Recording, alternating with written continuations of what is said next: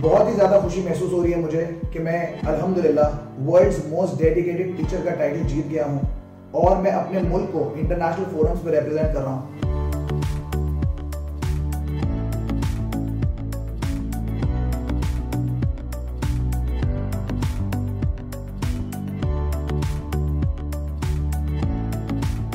अल्हम्दुलिल्लाह अल्लाह ताला का बहुत करम है कि अल्लाह ताला ने मुझे इस काबिल बनाया कि मैं इस टाइटल का हकदार बना हूँ।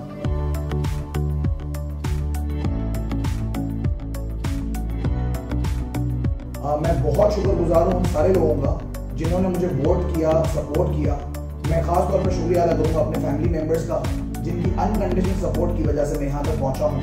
अपने टीचर्स का जिन्होंने मुझे इस काबिल बनाया कि मैं आज अपने मुल्क को रिप्रेजेंट कर सका हूँ। और खास तौर पे अपने स्टूडेंट्स का जिनकी वजह से मैं नॉमिनेट हुआ और जिन्होंने मुझे इतना सपोर्ट किया, इतना प्यार दिया, इतनी मोहब्बत की मुझसे कि मुझे वर्ल्ड्स मोस्ट डेडिकेटेड टीचर का टाइटल दिया।